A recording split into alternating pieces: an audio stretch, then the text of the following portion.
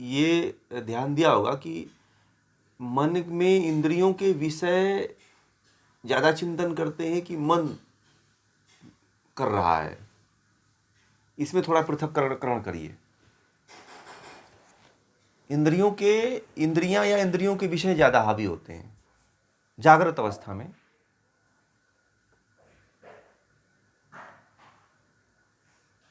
इंद्रियों के विषय हावी होते हैं ना। जैसे मान लीजिए कि आप का खाने का मन कर दिया, तो कभी कभी देखा हो बिना मन किए हुए आप खाने लगते हो। तो इसमें कौन विषय आपको आकर्षित कर रहा है जागृत अवस्था में भी? जैसे बात कर रहे हो तभी भी आप खाने लगते हो, कुछ कह रहे हो, टीवी देख रहे हो तभी भी आप खाते ही हो। तभी जागृत अवस्था मानी जाती है ना। तो उसमें क्या काम करता है? इंद्रियां और इंद्रियों के विषय काम कर रहे हैं ना। एक तो विषय रस है, मतलब कि जो भोजन आप खा रहे हो उसका स्वाद ले रहे हो और खाते भी रहे हो और बात भी कर रहे हो। तो दोनों सक्रिय हुए कि नहीं हुए? इंद्रियां और इंद्रियों के विषय मन तो है, परंतु मौन यहां पे गौण हो जाता है मन। हाँ, स्वप्नावस्था में जो है ना एक्टिव रहता है मन। जागृत अवस्था में, इसको नोट कर लीजिएगा कि जागृत अवस्था में मन जो है साइलेंट, मतलब 50% यानी कि 50% साइलेंट मोड में होता है। ये बहुत मतलब टेक्निकल पॉइंट बता रहे हैं आपको कि जागृत अवस्था में मन 50% सक्रिय अवस्था में होता है, 50% निष्क्रिय अवस्था में रहता है वो।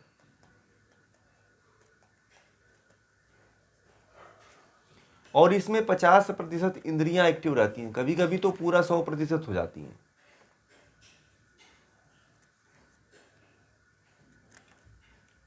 जैसे आप लोगों ने देखा होगा 100% कब होता है पता है? जब आप बिना सोचे समझे कुछ कर देते हो। किसी से पूछा जाए ना कि भैया तुमने ये काम क्यों किया, क्यों? बस ऐसे ही कर दिया। नहीं, बच्चे बोलते हैं, बच्चों को देखिएगा, बच्चे घर में रहते हैं तो कोई सामान तोड़ देते हैं, उससे पूछा क्यों तोड़ा है, उसको भी नहीं पता होता है क्यों तोड़ा वो।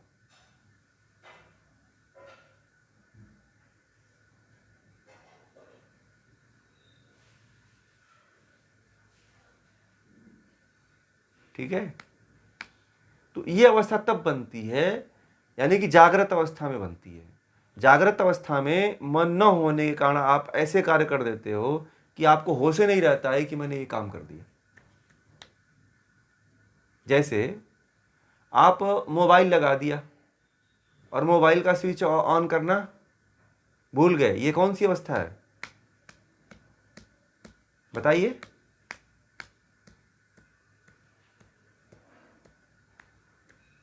हाँ, जागृत अवस्था। क्यों बताएंगे? क्यों जागृत अवस्था? हाँ बताइए। हाँ, इंद्रियां और इंद्रियों के विषय काम कर रहे हैं, बहुत अच्छा। और एक उदाहरण बताइए।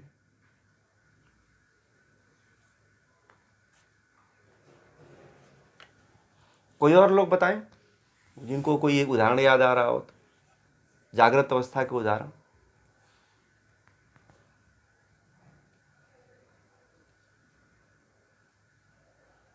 हाँ हाँ, घर में दिन भर ढूंढते रहते हैं, ये कौन सी अवस्था में होता है ये घटना? ये जागृत अवस्था में होती है ना। जैसे चाबी रख दिया है, हाँ, जागृत अवस्था वाली, वो जागृत अवस्था में ही खो जाते हैं। हाँ, यदि स्वप्न, देखिए स्वप्नावस्था ठीक होती है, स्वप्नावस्था वाला जो व्यक्ति होता है ना वो भूलता नहीं है कोई चीज, परंतु जागृत अवस्था वाला व्यक्ति बहुत ज्यादा भूल जाता है। ऐसे कोई और उदाहरण बताइए आप लोगों के, बहुत से उदाहरण हैं। मैं बताना नहीं चाहता हूँ, मैं आप लोगों को सुनना चाहता हूँ कि आप लोग सुने हो कि नहीं सुने हो, समझ रहे हैं कि नहीं समझ रहे हैं। बताइए और कोई, जिनके पास कोई उदाहरण हो तो बोलिए।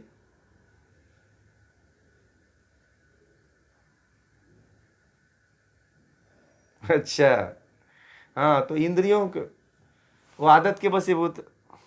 हाँ हाँ, बहुत अच्छा। और बताइए, आप कितने लोग जागृत अवस्था में थे किसी दिन और कहीं हैं?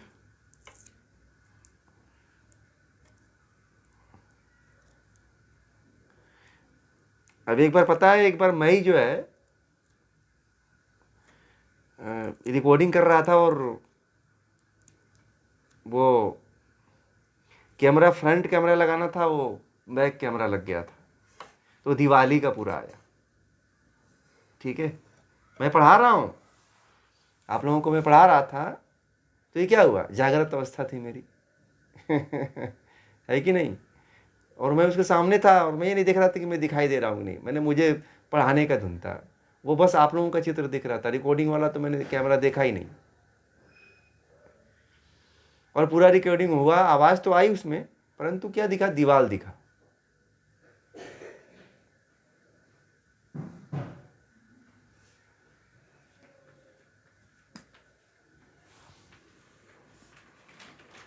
नहीं काम करते, नहीं काम करेगी ना, इसमें तो केवल इंद्रियों के वशीभूत होकर आप काम करते हैं। मन होता है, परंतु साइलेंट में होता है वो। स्वप्नावस्था में मन होता है, जागृत अवस्था में मन होता है, साइलेंट अवस्था में होता है, सोया रहता है।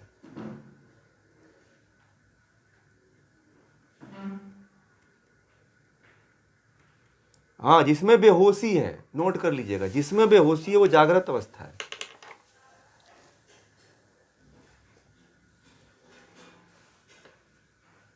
अरे वो तो फिर तो उसको वो बोलते हैं ना, चेतन, उसको 3 अवस्थाएं थी ना, जागृत, स्वप्न, सुषुप्ति और तुरीय अवस्था हो गई ना वो तो।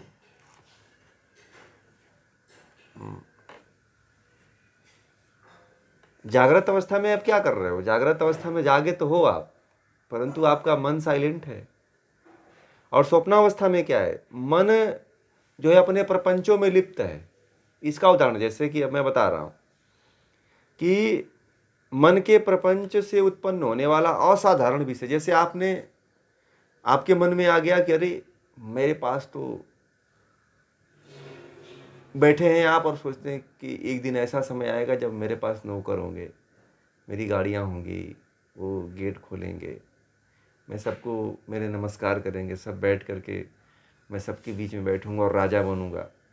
अब बैठे बैठे भले नहीं राजा, असाधारण मन में, खूब मन में विकल्प आ जाता है कि फलाना फलाना तुम हो जाओगे। और जैसे ही थोड़ा सा मन को याद आता है, चेतना जगती है कि अरे ये तो स्वप्न देख रहे हो, क्या सोच रहे हो फालतू का, ये होने वाला थोड़ी है, ये तो तुम जैसे हो वैसे ही हो।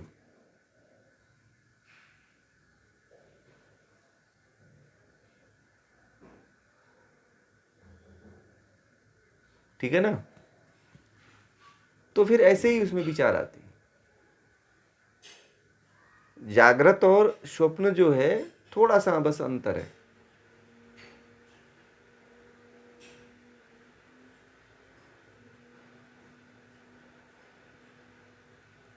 हाँ, वो नींद में जो चलते हैं ना, वो स्वप्न में ही चलते हैं, वो जो है स्वप्नावस्था में चलते हैं, क्योंकि उनको पता होता है कि वो, उनको बहुत अच्छा जानकारी होती है, से समझ रहे हैं, उनको पता होता है कि मैं दूसरे के घर जा रहा हूं। क्यों? क्योंकि वहां पे इंद्रियां और मन और बुद्धि ये सब काम करते हैं।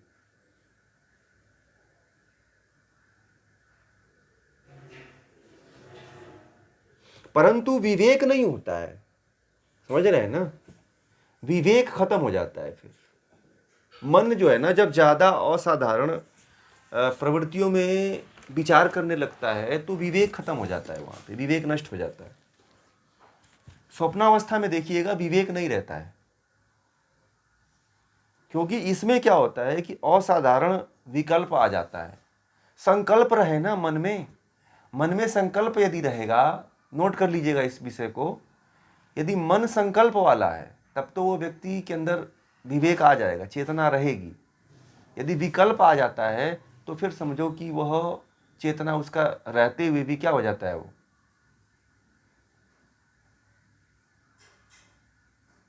विवेकहीन हो जाता है। संकल्प यदि नहीं है, केवल विकल्प है, तो फिर समस्या आएगी।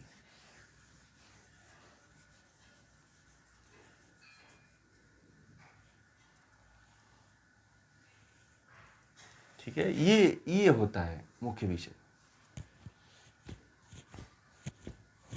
क्योंकि देखिएगा, अगर मान लीजिए कुछ जो नींद में चल रहा है, आप उसको समझाने जाओगे तो वो समझता भी नहीं है। ठीक है, रात को जाओ, बोले अरे नहीं तुम पागल हो गए हो, जाकर सो जाओ, तो आपको लड़ जाएगा, आपको मारने लग जाएगा, झगड़ा भी कर देगा। ठीक है, और अपने घर वालों से वो तंग पहले ही आ चुका है। घर वाले सुला करके जगा करके बहुत परेशान हो गए, अब छोड़ दिए उसको।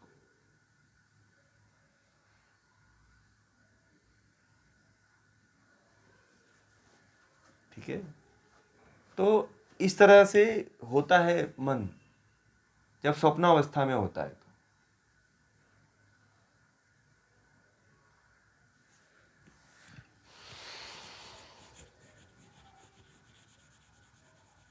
तो ये मन का असाधारण विकल्प है यही। हाँ, यही मन का असाधारण विकल्प है। असाधारण जो सामान्य से अलग ऊंचा होता है।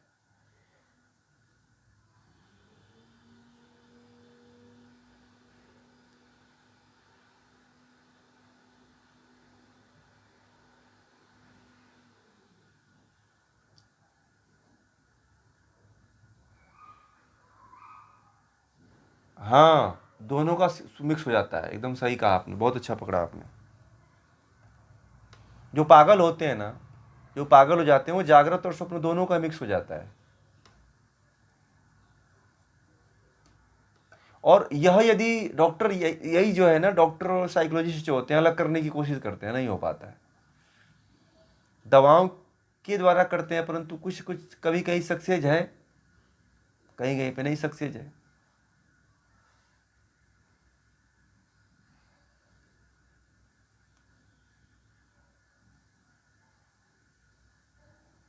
हम्म। हाँ, वो भी मिक्स। हाँ, बोलिए बोलिए।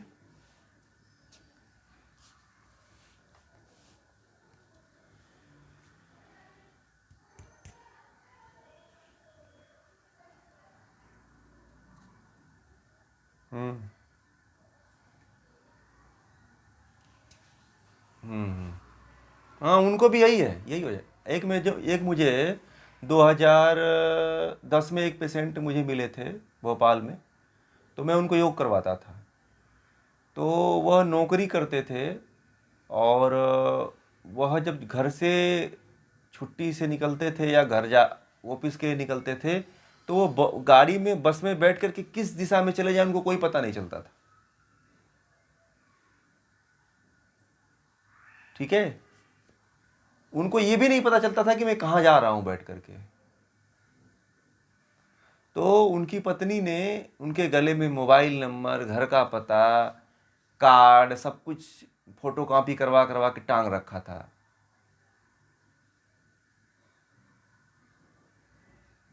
ठीक है, कि अगर कहीं खो जाए तो कोई व्यक्ति से फ़ोन करवा लें, या कोई व्यक्ति इसको से मिल करके ये अपना घर का पता बता सके कि यहाँ पे आ सके।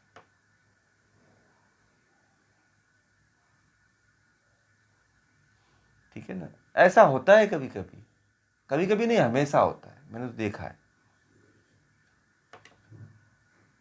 हाँ, अब जैसे कि बहुत चीज़ें ऐसी हैं जो भूल जाते हो आप लोग, है ना, बहुत चीज़ें भूल जाते हैं। जैसे कि 40-50 की बाद जो है ना, लोगों की ये समस्या आने लग जा रही है। जागृत और स्वप्नावस्था दोनों मिल जाती है। अविनाश जी ने कहा ना, मिल जाती, मिक्सअप वाली जो स्थिति है, दोनों एक हो जाती है।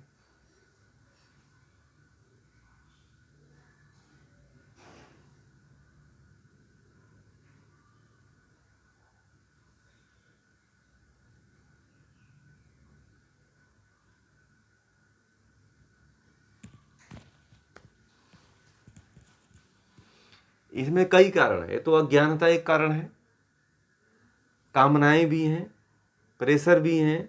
ठीक है, कई कारण है इसमें, एक कारण नहीं हो सकता है।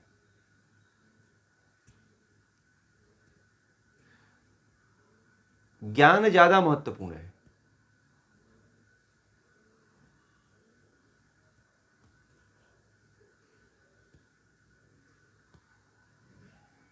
ठीक है, समझ में आ गई बातें? और कोई प्रश्न है तो बताइए। बहुत अच्छा ये विषय है, क्योंकि आप लोगों से जुड़ा हुआ विषय है, जागृत और स्वप्न। आप लोग स्वप्न